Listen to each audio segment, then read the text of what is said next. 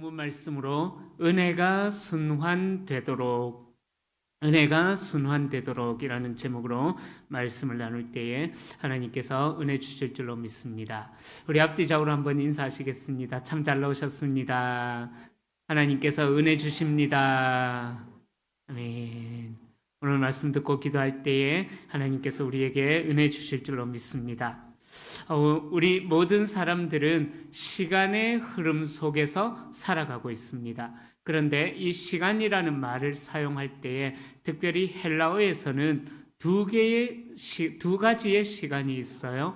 두 가지의 단어가 있는데 바로 크로노스와 카이로스라는 두 단어를 헬라어에서 시간이라는 의미로 사용하고 있습니다.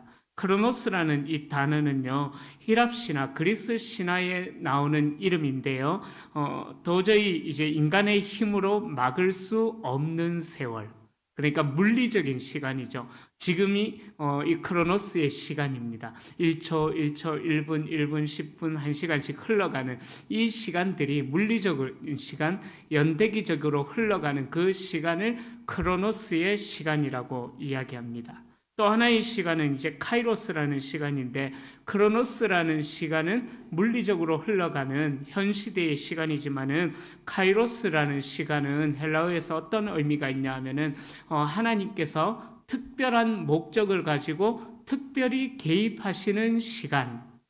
그러니까 우리가 살아가는 동안 특별하게 경험하게 되는 하나님의 역사를 경험하는 그 시간. 그 시간을 바로 카이로스라고 이야기를 합니다. 그러니까 이 카이로스는 하나님의 목적에 따라서 특별히 제정된 시간이다라는 그러한 의미가 있습니다. 그래서 우리 그리스도인들의 삶은요, 하나님이 없는 연대기적인 크로노스의 시간에 하나님께서 개입하심으로 인해서 카이로스로 바뀌어지는 그 시간을 우리 그리스도인들이 살아가고 있다라는 거예요. 다시요. 아무 의미 없이 살아가는 크로노스의 시간에 하나님께서 역사하시는 특별한 시간인 카이로스를 경험하면서 살아가는 것이 우리 그리스도인들이 살아가는 시간의 의미인 것입니다. 그러니까 이 말을 다시 설명드리자면은 우리 인생은요, 바로 하나님께서 계획하시는 대로 살아가는 그 인생이라는 것이 바로 우리의 시간이라는 거예요. 하나님께서 계획하신 시간 안에서 주어진 인생길을 걸어가는 자들이라는 것입니다. 서울부터 부산까지 기찻길이 이렇게 쭉 있는 것처럼 우리 인생은 하나님께서 계획하신 그 인생이라는 기찻길을 쭉 따라가면서 예를 들어서 서울역에서 출발해서 서울 다음이 무슨 역입니까? 모르겠습니다. 하여튼 서울, 대전, 대구, 부산 찍고 그죠? 그래서 서울부터 출발해서 대전이라는 그 역사의 시간을 경험하고, 또 대구라는 시간의 하나님의 역사를 경험하고, 또 부산이라는 하나님의 시간의 역사를 경험하는 것처럼 하나님께서 만나게 하신 그 때를 경험하면서 살아가는 것이 헬라 사람들, 그리스 사람들이 가지고 있는 시간에 대한 개념이라는 것입니다. 그러기에 이 시간의 흐름 속에서 하나님의 은혜를 기억하는 자들은 바로 더 풍성한 하나님의 은혜를 또 누리고 살아가게 된다라는 거죠. 은혜를 기억하면은 하나님을 떠나지 않게 되어 있다라는 것입니다. 그러나 반대로 하나님의 은혜를 잊어버리면은요, 그 은혜를 가치 없게 만드는 것과 똑같은 것입니다. 그러니까 하나님의 은혜를 가치 없게 여긴다라는 것은 바로 하나님을 무시한다라는 그런 의미가 되는 것입니다. 다시 말씀드리자면은 그 카이로스의 시간 속에서 하나님께서 특별히 개입하시는 크로노스의 시간 속에서 하나님께서 특별하게 개입하시는 카이로스의 시간을 통해 하나님께서 내게 주신 은혜를 깨닫지 못한다면은, 또 흘러왔던 과거의 역사를 통해서 하나님의 은혜를 깨닫지 못하는 인생이 되어버린다면은 우리의 인생은 하나님을 무시하는 그런 인생이 되어져 버린다라는 거예요. 오늘 본문에서 이야기하는 것이 그런 이야기입니다. 하나님의 은혜를 잊어버린 그 자들에게는 하나님께서 반드시 심판이라는 것을 하신다는 그 이야기를 오늘 본문에서 하고 있습니다. 오늘 본문에 나오는 이 이야기는요, 마치 부모님들이 자녀들을 훈계하고 양육할 때 일어나는 일들과 똑같습니다.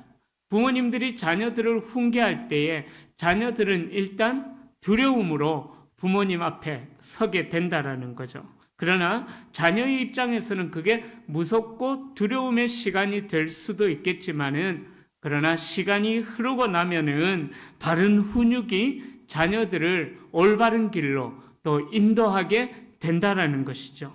그처럼 하나님께서 오늘 이 나의 삶 속에, 크로노스의 삶 속에 카이로스로 하나님께서 역사하신다라는 사실을 깨닫게 된다면은, 그 깨닫게 하시는 것을 통하여서 우리가 하나님께로 돌이킬 수 있는 기회를 하나님께서 우리에게 주신다라는 것입니다. 바로 하나님께서 우리에게 사랑과 은혜의 기회를 허락하실 때 우리는 그 말씀에 순종함으로 나아가서 하나님께서 약속하신 그 복을 받아 누릴 수 있다라는 것입니다. 이제 그 이야기를 오늘 본문에서 이스라엘 백성들이 9장에 들어오면서 계속 이 길게 38절까지 이어지는 이 기도문에서 그 사실을 이야기하고 있다라는 거예요. 이스라엘 백성들은 성벽을 재건합니다. 그리고 성벽을 재건한 후에 약속의 땅에서 다시 공동체의 정체성을 회복하기 위하여서 하나님 앞에 기도합니다. 제가 2주간에 걸쳐서 이 9장 1절부터 8절까지, 9절부터 22절까지 2주간에 걸쳐서 9장에 나오는 기도의 의미들을 말씀드렸습니다. 오늘 이 기도가 이제 마지막인데요. 9장을 시작하면서 이스라엘 백성들은 8장에서 초막절을 잘 지냈다라고 말씀드렸어요. 그죠? 8장에서 초막절을 잘 지내고 또 그 은혜를 받게 되니까 이제 9장에서 이스라엘 백성들이 누가 뭐라고 하지 않아도 하나님 앞에 스스로 회개하고 자복하고 하나님을 경배하는 일들이 일어났다라고 9장 앞부분에서 이야기를 하고 있습니다. 그리고 나서 그들이 9장 3절을 보면은 의지했던 그 모든 세상의 것들을 이방인들과 절교를 했다. 즉 회개를 하니까 그에 합당한 열매를 맺게 되었다라고 말씀드렸습니다. 그리고 나서 그들의 의지의 대상이 되었던 이방인들과 절교를 하고 나서 그 다음에 어떤 일들을 하느냐? 다시 하나님 앞에 말씀으로 돌아와서 하나님 앞에 오늘 본문에 나오는 이 기도를 하는데, 이 긴 기도문 가운데는요, 하나님께서 이스라엘 백성들 가운데 얼마나 많은 은혜를 베풀어 주셨는지, 그 은혜가 얼마나 큰지 다시 한 번 더 헤아려 볼 것을 요구하고 있다라는 거예요. 이스라엘 민족들이 하나님께서 주신 약속의 땅을 정복하고 복을 누리게 된 것은 이스라엘 민족이 어떤 탁월함이 있어서 그랬던 것이 아니라는 거예요.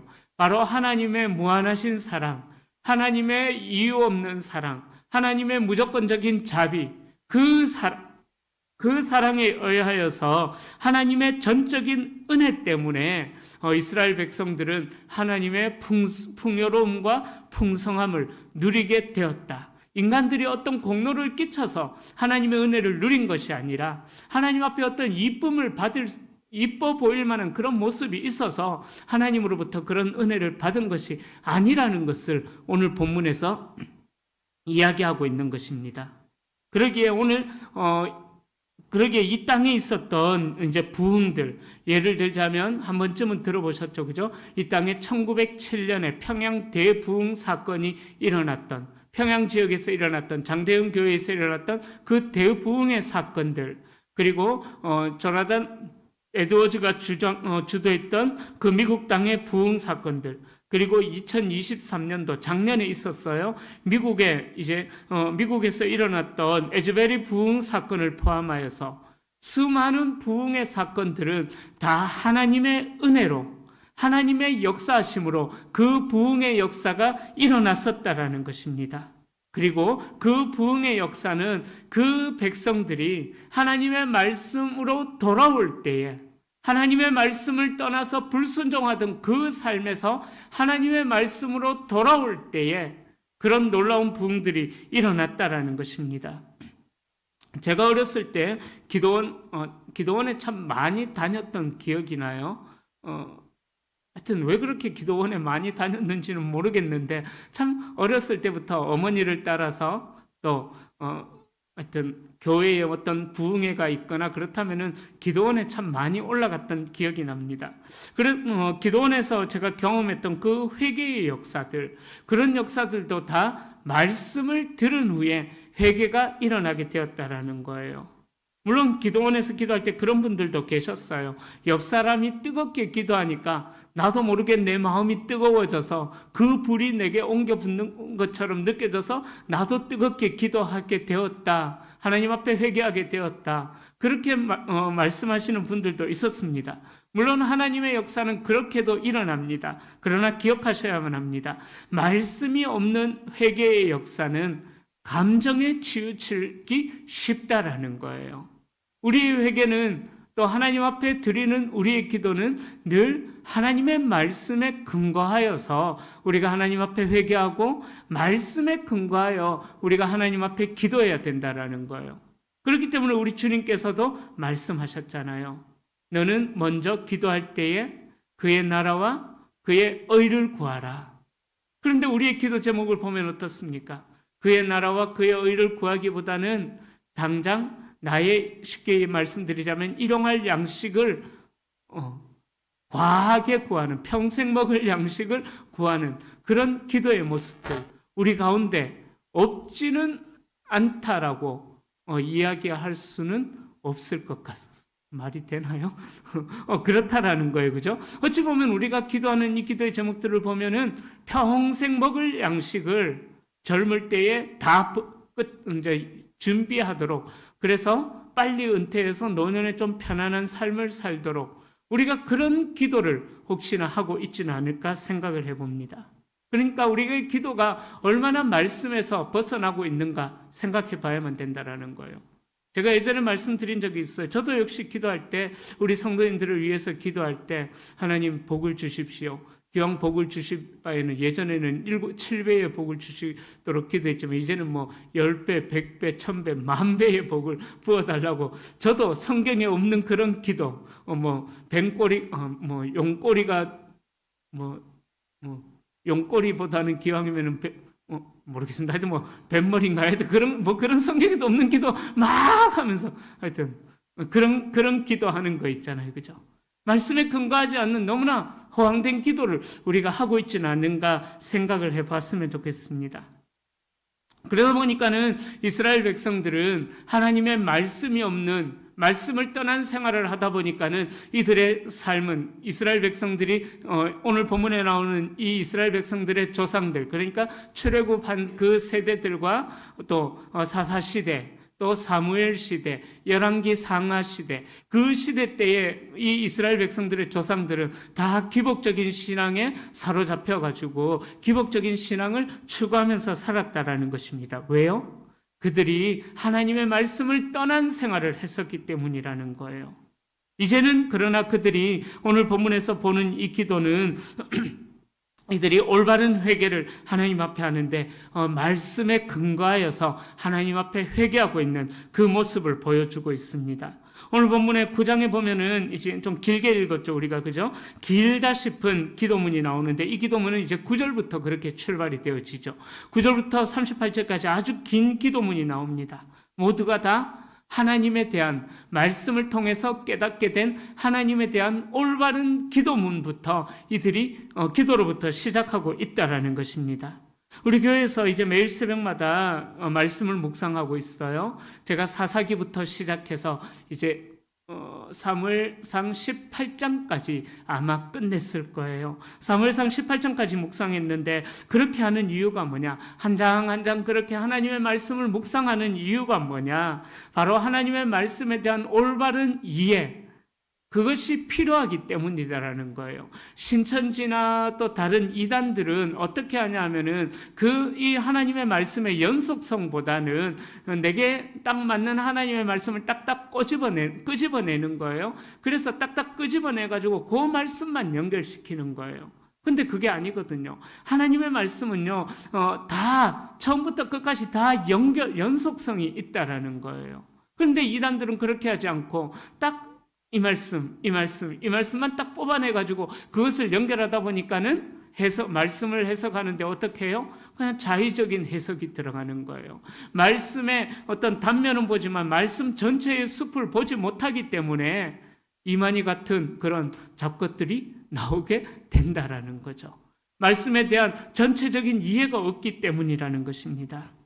그러기에 우리의 모든 삶의 기초는 하나님의 말씀이 부분적으로 알고 있는 하나님의 말씀이 아니라 전체적으로 알고 있는 하나님의 말씀이 우리의 신앙의 기초가 되어져야 된다는 거예요. 그래서 우리가 새벽마다 한 장씩 이어가면서 하나님의 말씀을 묵상하고 있는 것입니다. 그러기에 새벽에도 나오셔가지고 하나님의 말씀을 한번 들어보십시오. 어떤 한 성도님은 그냥 처음에 나왔다가 계속해서 이어가는 그 하나님의 말씀이 너무 좋아서 매일 새벽마다 택시 타고 새벽에 달려 나오시는 성도님도 계시거든요. 얼마나 귀한지 제가 참 말로 어떻게 표현을 못하겠어요. 너무 귀하죠. 하나님의 말씀이 얼마나 사모되어지는지, 그죠?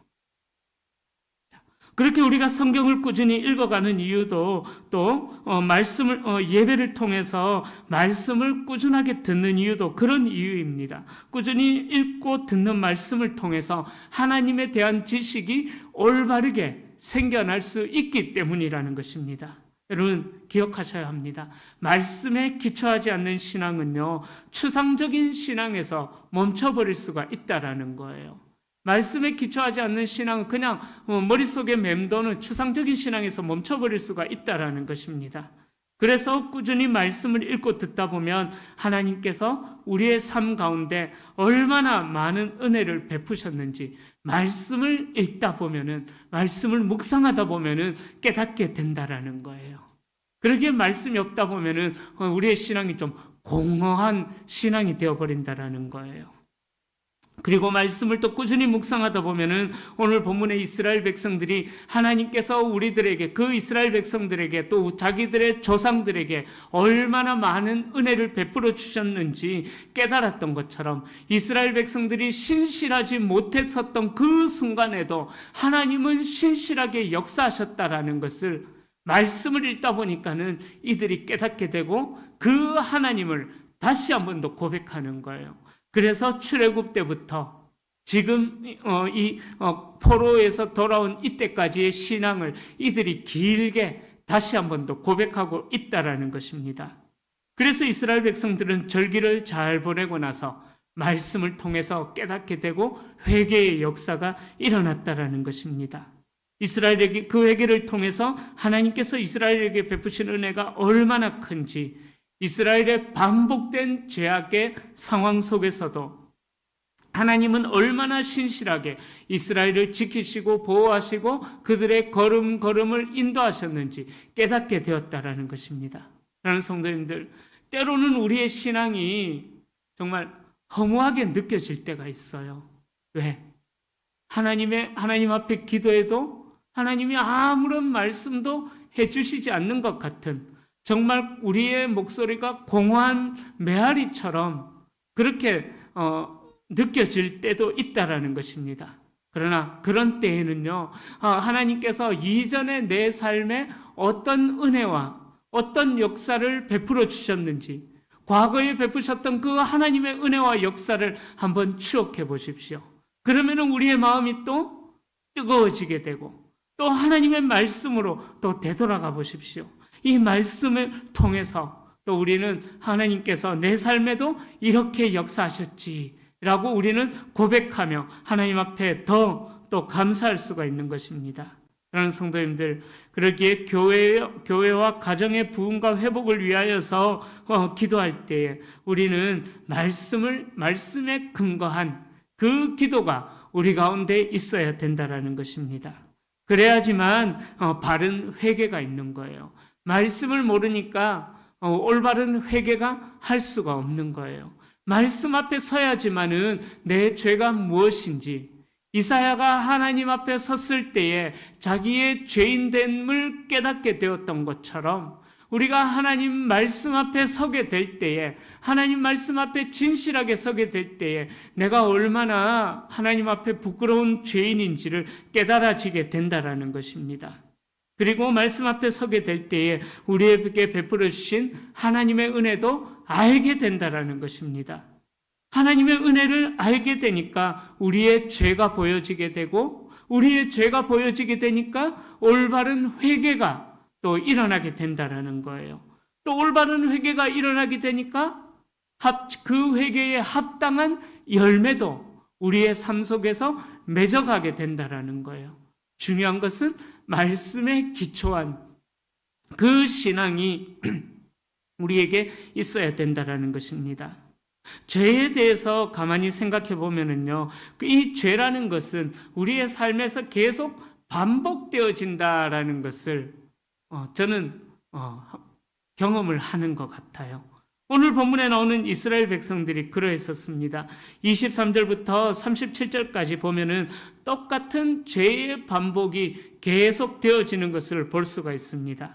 하나님의 인도로 이스라엘 백성은 약속의 땅에 들어갔어요. 그런데 이스라엘 백성들은 그 약속의 땅에서 다른 민족들의 공격을 받고 억압을 당합니다. 실패의 원인은 그들 자신들에게 있었죠. 그들이 하나님의 말씀에 순종하지 않았기 때문에 이방 민족들로부터 억압을 당하게 되었습니다.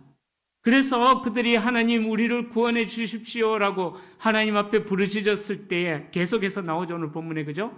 부르짖을 때에 하나님께서 그들에게 자비를 베푸시고 하나님께서 그들에게 은혜를 베푸셔서 회복을 합니다. 그래서 하나님의 은혜로 말미암아 배불리 먹어서 살찌고 또 주의 큰 복을 즐깁니다. 그렇게 평안하다 보니까 또 어떻게 돼요? 하나님을 잊어버리고 하나님의 말씀에 순종하는 삶을 거역하고 불순종합니다. 그 거역한 삶을 하나님께서 보시다가 도저히 안 되겠다 싶어서 누구를 보내냐 하면은 선지자들을 보내셔요. 선지자들을 보내셔서 하나님께로 돌아오도록 하셨지만 오히려 선지자들을 죽이고 하나님을 또 모독하는 그런 일들을 행해버립니다. 그래서 하나님께서 안 되겠다 싶어서 이방인들을 통하여서 이 이스라엘 백성들을 완전히 끝장내버리시죠. 북이스라엘은 아수르에 의해서 끝장이 나고 또 한 130여 년 정도가 더 흘러가다가 남유다는 바벨론에 의해서 끝장이 나버립니다. 그러니까 하나님께서 이스라엘의 죄악들을 끝내기 위하여서 끝장내시는, 죄를 끝내기 위하여서 완전히 끝장내시는 그 하나님의 역사가 있었다라고 오늘 본문에서 이야기를 하고 있다라는 거예요. 선지서 말씀도 보면 그러한 사실을 발견할 수가 있습니다. 죄의 순환이 계속 반복되는 이스라엘 백성들의 죄악들을 완전히 끝내기 위하여서 하나님께서 선지자들을 보내주셨다라는 거죠. 그러나 그들은 선지자들을 받아들이지 않고 오히려 하나님을 더 떠나가는, 선지자들이 가까이 가면 가까이 다가갈수록 이스라엘 백성들은 점점 더 멀어져가는 그런 죄악의 삶을 계속해서 죄의 순환이 되는 그런 삶을 살았다라는 것입니다. 그러나 그러한 상황 속에서도 하나님은 오래 참으시고 또 인내하시고 또 자비를 베풀어 주신 하나님이시라는 것을 본문에서 이야기합니다.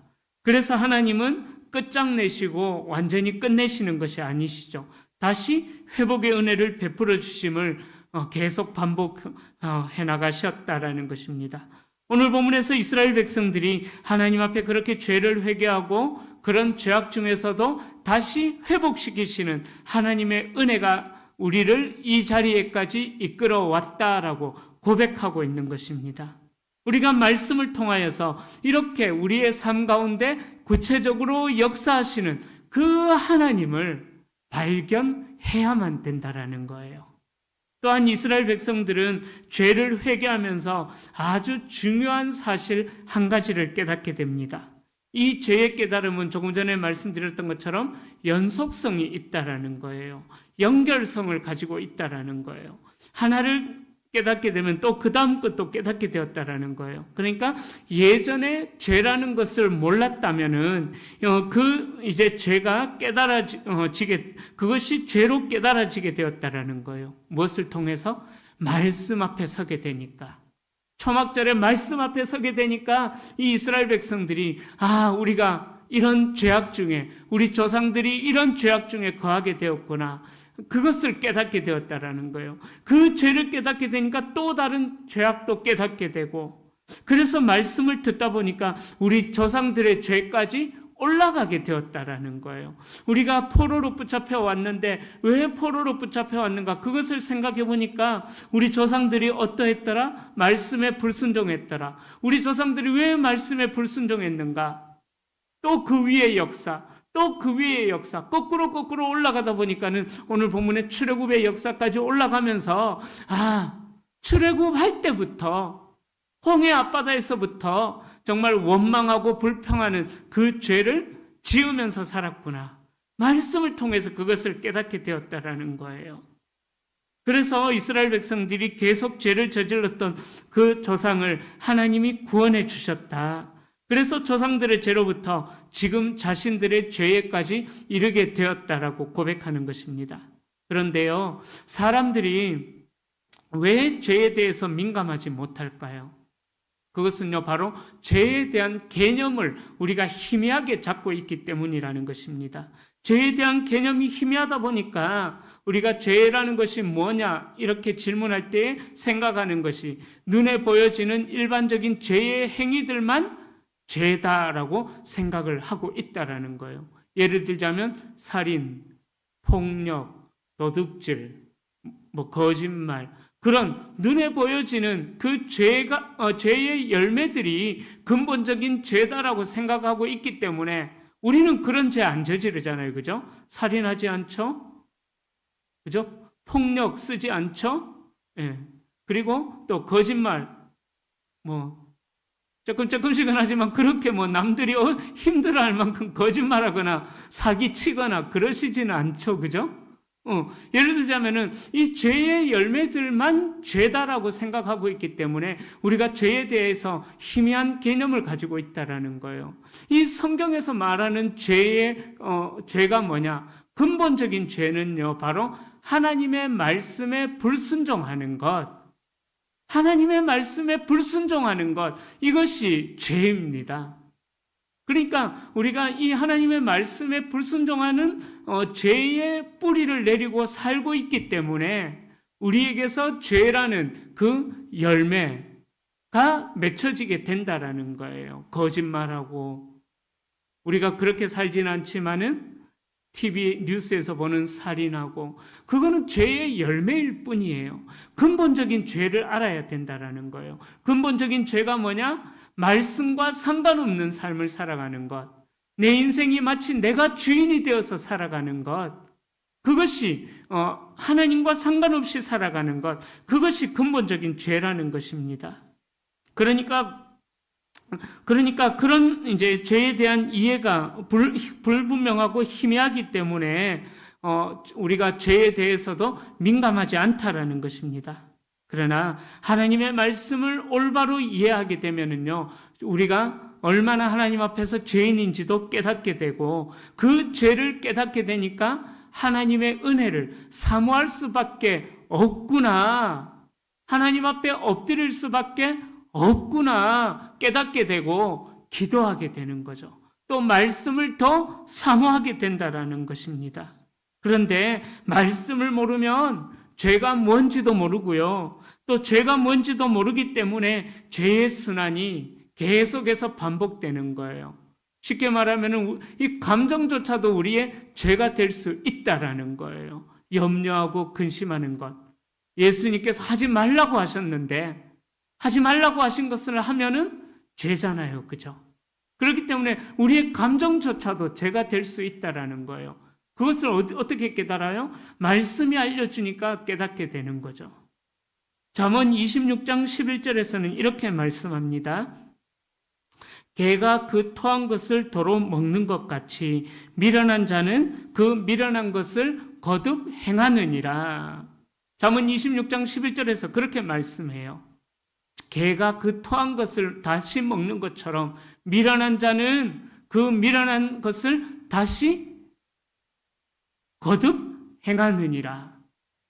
바로 죄의 순환이 그렇게 우리에게서 되어지고 있는 것을 빗대어서 이야기하는 거예요. 미련한 자는 죄가 죄인지도 모르고 계속해서 미련스럽게 죄의 순환을 하는 그런 삶을 살아가고 있다라는 것입니다. 여러분들께 한번 여쭤보겠습니다. 여러분들의 삶을 관통하며 흐르고 있는 것은 무엇일까요? 하나님의 은혜가 여러분들의 삶에 순환하고 흐르고 있습니까? 아니면 반복되는 죄가 여러분들의 삶 속에서 순환하면서 흐르고 있습니까? 죄에 대한 개념부터 바로 잡으셔야 돼요. 하나님의 말씀에 불순종하는 것 죄예요. 눈에 보여지는 죄에 거기에만 집중하면 안 되는 거예요.